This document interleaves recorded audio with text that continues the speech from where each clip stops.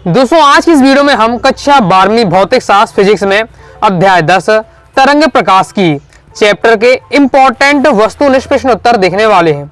Okay, इसके बाद second video आएगी। उस वीडियो में दोस्तों मैं आपको इंपॉर्टेंट क्वेश्चन आंसर कवर करा दूंगा। आपका कोई भी स्टेट हो, एमपी बोर्ड हो, यूपी बोर्ड हो और राजस्थान बोर्ड हो, सभी स्टेट बोर्ड के लिए इंपॉर्टेंट रहने वाले हैं ये इस चैप्टर के आपके ऑब्जेक्टिव। ओके, बाकी विशेषकर मैं एमपी बोर्ड को फोकस करके किया है और एमपी बोर्ड में जो भी एमपी बोर्ड के प्रीवियस ईयर पेपर में इस चैप्टर से जितने भी क्वेश्चन आए हैं उनको भी दोस्तों मैं आपको बताते जाऊंगा, तो ध्यान से आपको देखना है। ओके, तैयारी जीत की अब की बार 95% पार के उद्देश्य से लगातार मैं आपको बेहतरीन तरीके से तैयारी कराते जा रहा हूं और इंपॉर्टेंट क्वेश्चन आंसर कवर कराते जा रहा हूं सभी विषय के चैप्टर बाई चैप्टर। इससे पहले भी मैंने आपको जो पहले वाले अध्याय हैं वो अध्याय 1 से लेकर अध्याय 9 तक के important question answer, important objective बता दिए हैं। वीडियो देखना चाहते हैं 12th फिजिक्स 2025 के नाम से प्लेलिस्ट है, प्लेलिस्ट पर जाइएगा, क्रम से दोस्तों आपको वीडियो मिल जाएगी। साथ ही इसी बार से केमिस्ट्री की भी है, बायोलॉजी की भी है। ओके, तो क्रम से आपको मिल जाएगी। साथ ही दोस्तों हिंदी इंग्लिश तो मैं आपको कवर कराते ही जा रहा हूं। चलिए स्टार्ट कर लेते हैं। तो सबसे पहले आ जाते बहुविकल्प प्रश्न। पहला है, निम्न में से कौन सी परिघटना प्रकाश तरंगों में होती है किंतु ध्वनि तरंगों में नहीं? तो इसमें जो आपका अपवर्तन होता है वो प्रकाश तरंगों में होता है लेकिन ध्वनि तरंगों में नहीं होता है। ओके, आगे देख लेते हैं। आगे नेक्स्ट दोस्तों हमारा क्वेश्चन है, प्रकाश किरण के एक माध्यम से दूसरे माध्यम में जाने पर नहीं बदलती है, तो उसकी आवृत्ति होती है नहीं बदलती है। प्रकाश किरण अगर एक माध्यम से दूसरे माध्यम में जा रही है तो उसकी जो आवृत्ति होती है नहीं बदलती है, बाकी तरंग दैर्घ्य और उसकी चाल आयाम ये सब बदलता रहता है। ओके, नेक्स्ट है, तरंग सदिश को व्यक्त किया जाता है। बहुत ज्यादा महत्वपूर्ण क्वेश्चन है। तो तरंग सदिश को कैसे, मैं आपको याद रखना कैसे व्यक्त किया जाता है। तो के इक्वल टू होता है 2 पाई अपॉन लैम्डा। तो ये आपका एमपी बोर्ड एग्जाम 2020 में क्वेश्चन आ चुका है। साथ ही अभी मैंने आपको कहा है आपका मॉडल पेपर जारी हुआ है एमपी बोर्ड 2025 का, उसमें भी ये क्वेश्चन देखने को मिला था, उसमें मैंने आपको समझाया था। लेकिन मॉडल पेपर में तो आंसर गलत था, वहां क्या लिखा था, टी लिखा था। ओके, तो वो तो मिसप्रिंट हो गया होगा। आगे देख लेते हैं। आगे नेक्स्ट है, यंग के वृत्तीकरण प्रयोग में यदि स्लेटों की बीच की दूरी आधी कर दी जाए तो फ्रिंज चौड़ाई हो जाएगी। अगर आधी करी जा रही है तो फिर आपकी क्या होनी चाहिए, दुगनी हो जाइए, तो फ्रिंज चौड़ाई आपकी क्या हो जाएगी, दुगनी हो जाएगी। आगे नेक्स्ट है, विवर्तन की घटना के लिए तरंगों को मार्ग में आने वाले छिद्र या अवरोध का आकार होना चाहिए। तो कितना होना चाहिए, तरंग दैर्घ्य की कोटि का होना चाहिए। ओके, बाकी अभी बहुत चीजें आपको जैसे विवर्तन, वृत्तीकरण क्या है, ओके, ये सब आपको ध्रुवण क्या है, तो ये टॉपिक अभी आपको समझने में दिक्कत हो सकती है। आगे इसके बाद में इस वीडियो के बाद क्वेश्चन आंसर किस चैप्टर के लाऊंगा, उसमें हम विवर्तन वृत्तीकरण सीखेंगे, विवर्तन वृत्तीकरण में अंतर सीखेंगे। ओके, हाइगन का द्वितीयक तरंग का है, उसका सिद्धांत है, उसे समझेंगे। तो एकदम सिलेक्टेड मैं आपको कवर करा दूंगा, समझाने के साथ बताऊंगा। तो फिर आप जब क्वेश्चन आंसर आपसे बनने लगेंगे, टॉपिक बनने लगे, तो फिर आपको ऑब्जेक्ट बनने लगेगा। ओके, ऑब्जेक्ट कैसे प्रैक्टिस करनी पड़ती है, अगर आपने टॉपिक पढ़ा है तो ऑब्जेक्ट आपसे फिर तुरंत बनने लगेंगे। जल्द देख लेते हैं। नेक्स्ट है, वह दल जिसमें समतल ध्रुवित प्रकाश के विद्युत वेक्टर के कंपन एवं प्रकाश संचरण की दिशा दोनों ही स्थित हो कहलाता है, वो हमारा क्या कहलाता है, कंपन तल कहलाता है। आगे देख लेते हैं। आगे नेक्स्ट हमारा क्वेश्चन है, यंग के वृत्तीकरण प्रयोग में फ्रिंजों की आवृत्ति होती है तो अति परिवलयाकार होती है। ओके, आगे देख लेते हैं। आगे नेक्स्ट हमारा क्वेश्चन है, एकल स्लिट विवर्तन में स्लिट की चौड़ाई ई पर बढ़ाने पर, स्लिट की चौड़ाई अगर बढ़ा देते हैं तो केंद्रीय उच्चिष्ट की चौड़ाई हो जाती है, तो हमारी क्या होती है, वो घटती है। ओके, तो घटती इसका राइट आंसर हो जाएगा। एक बात और, जितने प्रकार इस वीडियो को अगर आप देख लेते हैं, इस वीडियो के मतलब इस चैप्टर बाय चैप्टर जितने इंपॉर्टेंट मैंने वीडियो बताए ऑब्जेक्ट चाहे इंपॉर्टेंट क्वेश्चन आंसर, तो फिर दोस्तों आपको क्या है, खास करके ऑब्जेक्ट में और अदर किसी गाइड से नहीं पढ़ना पड़ेगा, सब प्रकार के क्वेश्चन यहाँ आपको मिलने वाले। ओके, तो फिर कहीं से और नहीं पढ़ना पड़ेगा, हर आपके प्रकार के हो जाएंगे ऑब्जेक्ट यहाँ से प्रैक्टिस। ओके, फिर नेक्स्ट है, तरंग एक स्थान से दूसरे स्थान तक संचरण करती है तो ऊर्जा का संचरण करती है। ओके, प्रकाश की तरंग प्रकृति का प्रमाण निम्न परिघटना से नहीं मिलता है। तो जो आपकी प्रकाश विद्युत प्रभाव है उससे हमें ये प्रमाण नहीं मिलता है कि प्रकाश की क्या तरंग है, तरंग की प्रकृति की। ओके, नेक्स्ट है, प्रकाश के विद्युत प्रभाव से हमें क्या पता चलता है कि जो प्रकाश है वो कण प्रकृति का, कण प्रकृति का पता चलता है, तरंग प्रकृति का नहीं पता चलता है। वृत्तीकरण होता है तो वृत्तीकरण अनुदैर्घ्य तरंगों में भी अनुप्रस्थ, इसलिए राइट आंसर हो जाए दोनों। इंपॉर्टेंट है, प्रीवियस पेपर में ये क्वेश्चन आपका आ चुका है। फ्रेनल दूरी है तो फ्रेनल दूरी क्या हो जाएगा, आपका हो जाएगा अल्फा 2 अपॉन हो जाएगा लैम्डा। आगे देख लेते हैं, प्रकाश के वृत्तीकरण में ऊर्जा क्या हो जाती है, पुनः वितरित होती है। प्रकाश के वृत्तीकरण में ऊर्जा का क्या होता है, पुनः वितरित होती है। प्रकाश के दो स्रोतों को कला संबद्ध कहा जाता है, जबकि उनके द्वारा जो उत्पादित तरंगे हैं क्या होना चाहिए, तो तरंग दैर्घ्य समान होना चाहिए, बिल्कुल बात है। और जो कलांतर वो नियत होना चाहिए, शून्य होना चाहिए, नियत होना चाहिए, दो कंडीशन है। मेन तो यहाँ शून्य होता है, आपको याद रखना है कि अगर दो स्रोत कला संबद्ध स्रोत तभी कहलाएंगे तभी कहलाएंगे कि जब उनकी जो तरंग दैर्घ्य वो समान हो और उनका कालांतर हो वो शून्य हो या नियत हो, ये होना चाहिए। पूछा भी जाता है कि दो स्रोत कला समृद्ध स्रोत कब कहा जाता है, इनकी शर्त लिखिए। 2 नंबर क्वेश्चन आपका पूछा भी जाता है। तो याद रखना है कि उनकी तरंग दैर्घ्य समान होनी चाहिए स्रोतों की, साथ ही कालांतर क्या शून्य होना चाहिए, फिर नियत होना चाहिए, तो वो 2 स्रोत कला संबद्ध स्रोत कहलाएंगे। नेक्स्ट है यंग के दुष्लेट व्यतिकरण प्रयोग में यदि दोनों स्लेटों के बीच की दूरी 1/3 कर दी जाए तो फ्रिंज चौड़ाई कितनी हो जाएगी? तो अगर 1/3 कर रहे हैं तो फ्रिंज की चौड़ाई आपकी 3 गुना होनी चाहिए।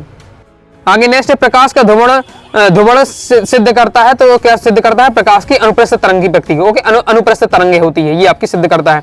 अब दोस्तों हम देखेंगे रेगिस्तान की पूर्ति।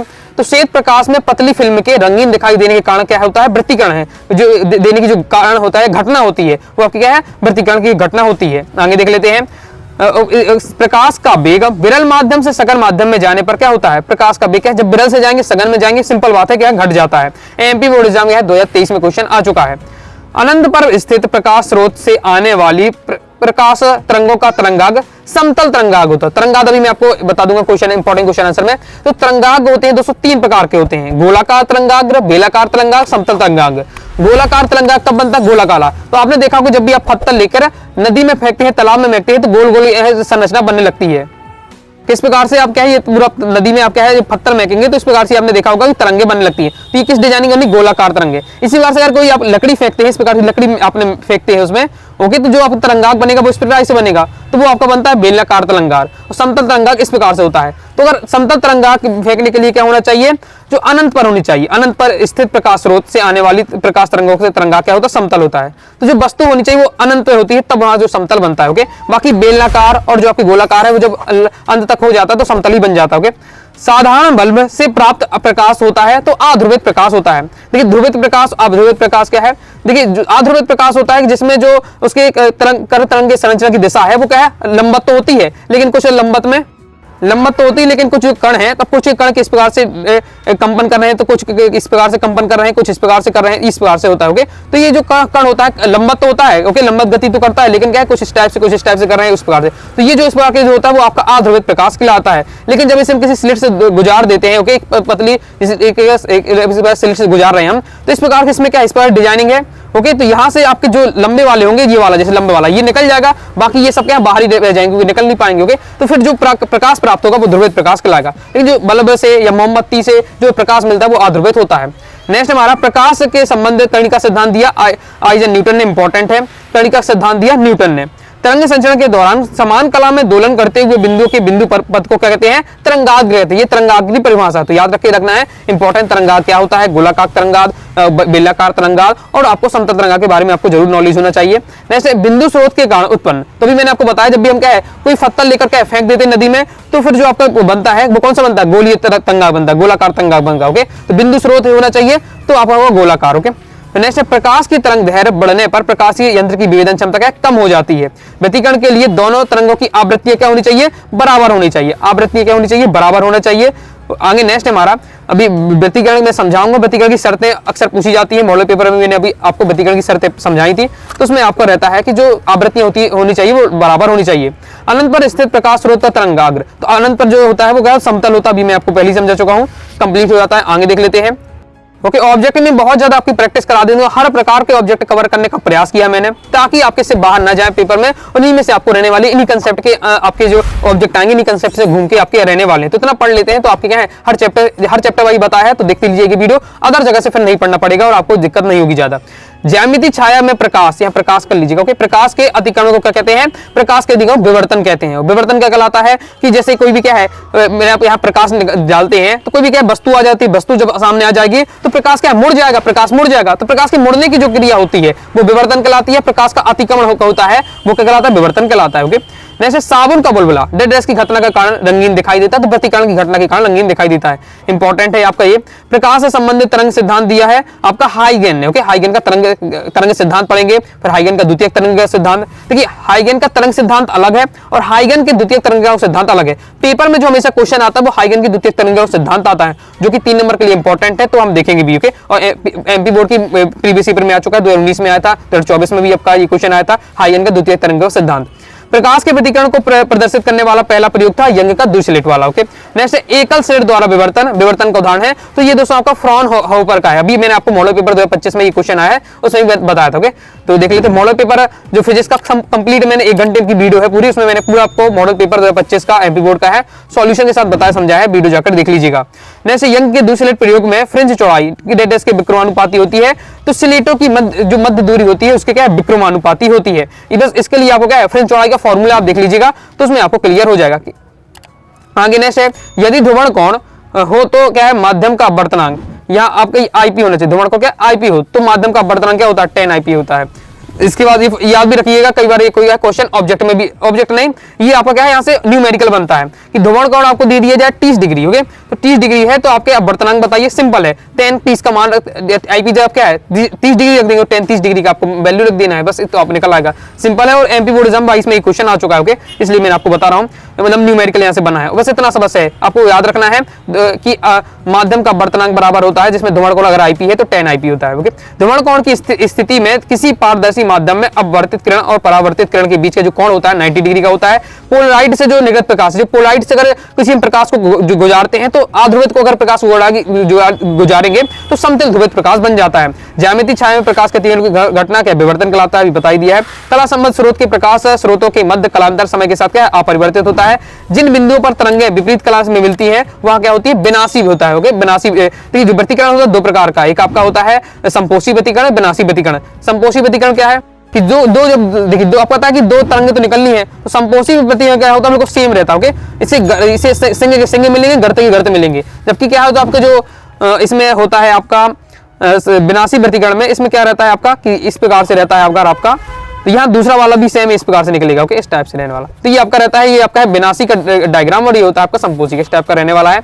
आगे देख लेते हैं। अब दोस्तों हम देखेंगे सत्य असत, तो विवर्तन फ्रिंज समदूरस्थ होती है असत्य हो जाएगा।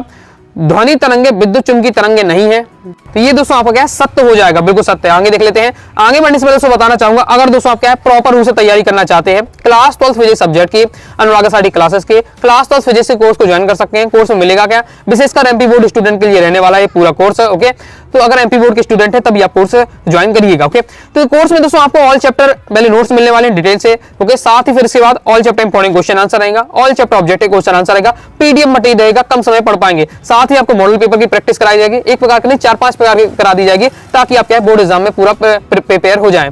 साथ ही दोस्तों प्रीवियस ईयर पेपर का सॉल्यूशन रहने वाला है। तो कोर्स को ज्वाइन करने के लिए 90 39 53 40 79 इस दिए व्हाट्सएप नंबर मैसेज करके कोर्स के बारे में जानकारी ले सकते हैं, कोर्स को ज्वाइन कर सकते हैं। पीडीएफ मटेरियल आपको दिया जाएगा, साथ ही वीडियो सॉल्यूशन भी रहने वाला है।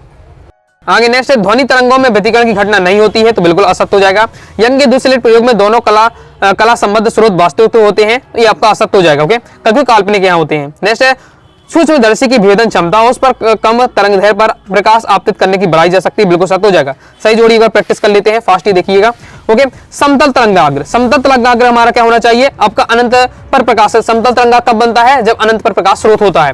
ओके, और समतल ध्रुवित प्रकाश हो जाएगा दोस्तों आपका पोलराइड से हम किसी प्रकाश को द्वारते हैं अध्रुवित प्रकाश को, तो ध्रुवित प्रकाश प्राप्त हो जाता है। प्रकाश का कणिका सिद्धांत न्यूटन ने दिया। विनाशी व्यतिकरण, तो विनाशी व्यतिकरण होता है दोस्तों आपका कलांतर आपका ये रहना चाहिए। संपोषी व्यतिकरण की हम बात करते हैं तो ये हो जाएगा आपका समान कला होती है। प्रकाश का सरल रेखीय मार्ग में विचलन होता है, हमारा क्या कहलाता है विवर्तन कहलाता है। प्रकाश का विचलन ही विवर्तन है। ओके, नेक्स्ट हमारा दिया एक और सही जोड़ी इसकी प्रैक्टिस करते हैं। द्विस्लिट प्रयोग हो जाएगा दोस्तों हमारा थॉमस यंग ने दिया था। एमपी बोर्ड एग्जाम 2024 में एक क्वेश्चन आ चुका है जोड़ी में। फिर जुजुकोर द्वारा विवर्तन हमारा क्या हो जाएगा आपका फेनल विवर्तन। बूस्टर का नियम हमारा ये होता है, आपको याद रखना है बूस्टर का नियम। फिर उच्चिष्ट एवं निम्निष्ट हो जाएगा दोस्तों आपका विवर्तन में। ध्रुवण हो जाता है दोस्तों आपका अनुप्रस्थ तरंग। और देख लेते हैं इसके बाद नेक्स्ट हमारा है व्यतिकरण का द्विस्लिट प्रयोग यंग ने दिया, मैं आपको बता चुका हूं एमपी बोर्ड एग्जाम 24 में क्वेश्चन आ चुका है। ओके, फिर है प्रकाश का तरंग सिद्धांत। प्रकाश का तरंग सिद्धांत राइट आंसर हो जाएगा दोस्तों मैक्सवेल ने तरंग सिद्धांत दिया था मैक्सवेल ने, तो मैक्सवेल राइट आंसर होगा। इसके बाद नेक्स्ट ज्यामिति छाया में प्रकाश का अतिमण क्या कहलाता है विवर्तन कहलाता है। ऊर्जा का पुनर्वितरण हो जाएगा, तो इसका दोस्तों आपका राइट आंसर क्या हो जाना चाहिए व्यतिकरण होता है, ऊर्जा का पुनर्वितरण किसमें होता है, व्यतिकरण में होता है। ओके, इसके बाद द्वितीय तरंग का सिद्धांत किसने दिया, हाइगन ने दिया। ओके, तो ये सवाल हो जाती है आपकी सही जोड़ी है। फिर है आपका एक शब्द एक भाग में उत्तर ने भी देख लेते हैं। प्रकाश के व्यतिकरण के लिए किस प्रकार के स्रोत की आवश्यकता होती है, कला संबंध स्रोत की। ओके, बिल्कुल रटना नहीं है, बस पढ़ते जाइए, समझते जाइए, इस वीडियो को ध्यान से देखते जाइएगा, समझते जाइएगा, तैयार होता जाएगा। चैप्टर में अगर नोट सामने लेकर पढ़े होंगे अच्छे से तो फिर तो आपके लिए बाएं हाथ तक खेल होगा, बस वीडियो देखिए, आपके क्या है कंप्लीट हो जाते हैं। ओके, फिर नेक्स्ट है हमारा, किसी बिंदु स्रोत से आने वाली प्रकाश तरंगों का तरंगात कैसा, तो गोली होता है। अगर बिंदु से बनता है तो गोली होता है। ओके, मैं पहले आपको बता चुका हूं। अगर अनंत से बनता है तो फिर आपका क्या हो जाता है, समतल होता है। यंग के प्रयोगों में फ्रिंज चौड़ाई दो स्लेटों के बीच की दूरी किस पर निर्भर करती है, तो दो स्लेटों के बीच की दूरी फ्रिंज चौड़ाई से क्या है, बढ़ती है। ओके, अगर हम दो स्लेटों के बीच की दूरी क्या घटाते हैं तब फिर फ्रिंज चौड़ाई बढ़ती है हमारी। नेक्स्ट, एक स्लेट विवर्तन की घटना के केंद्रीय उच्चिष्ट का कोणीय चौड़ाई कितनी होती है, तो इसे आपको तैयार करके रखना, याद रख लीजिएगा। एक तरंगाग के दो बिंदुओं में कितना कलांतर होता है, शून्य होता है। इसके बाद नेक्स्ट, समान तीव्रता की एक दो कला संबद्ध तरंगे अध्यारोपित होती है। व्यतिकरण पैटर्न की उच्चिष्ट की तीव्रता कितनी होगी, उच्चिष्ट की अगर पूछे तो आपका क्या है, अधिकतम होगी। निम्न की पूछे तो निम्नतम होगी। नेक्स्ट है आपका, नेक्स्ट है, समान तीव्रता एक की दो कला असंबद्ध तरंगे अध्यारोपित होती है तो परिणामी तीव्रता कितनी होगी, न्यूनतम होगी। कला संबद्ध हो तो अधिकतम, और अगर आपका क्या होगा, असंबद्ध हो तो फिर आपका न्यूनतम हो जाता है। ओके, जैसे प्रकाश के विवर्तन क्या होता है, प्रकाश के विवर्तन को एमपी बोर्ड एग्जाम 2023 में पूछा जा चुका है। सिंपल है, किसी अवरोध के कोर यानी किनारे से ओके प्रकाश का मोड़ क्या है, विवर्तन कहलाता है। कोई भी अवरोध रखा है, प्रकाश निकल जा रहा है, मैंने यहाँ कुछ भी रख दिया है, वस्तु रख दिया है, तो प्रकाश से जो होगा वो क्या है, किनारे से मुड़ जाएगा, तो वो आपको विवर्तन घटना कहलाती है। तरंगाग्र के लंबवत रेखा में किसकी दिशा को व्यक्त किया जाता है, तरंग संचरण की दिशा को व्यक्त किया जाता है। पतली फिल्म या द्रवों की सतह पर विरंग का कारण क्या होता है, व्यतिकरण होता है। इस प्रकार से दोस्तों हमने क्या है, इस चैप्टर के आपके अध्याय 10 के कंप्लीट इंपॉर्टेंट वस्तुएं देख लिया। इतना अगर आपने पढ़ लिया तो इससे बाहर आपका मेरे अनुसार नहीं जाने वाला, क्योंकि हर प्रकार का मैंने यहाँ कवर करने का प्रयास किया है, सभी आपको तैयार कर लेना है। तो जितने क्वेश्चन बताए सभी तैयार कर लिए। इससे पहले वाले देखना चाहते हैं 12th फिजिक्स 2025 की प्लेलिस्ट पे जाइए, जाकर देख लीजिएगा। बाकी प्रॉपर दोस्तों आपको तैयारी करना चाहते हैं 90 39 53 40 79 दिए व्हाट्सएप नंबर पर मैसेज करके कोर्स के बारे में जानकारी ले सकते, कोर्स को ज्वाइन जरूर कर लीजिएगा। तो आगे दोस्तों आपको वीडियो पसंद आएगी, वीडियो पसंद है वीडियो लाइक करके सब्सक्राइब जरूर कर दीजिएगा। साथ ही दोस्तों टेलीग्राम चैनल व्हाट्सएप चैनल को ज्वाइन कर लीजिएगा। कोई दोस्तों डाउट आता है कमेंट बॉक्स में जरूर पूछ लीजिएगा। मिलते हैं दोस्तों नेक्स्ट वीडियो में, तब तक के लिए बाय बाय।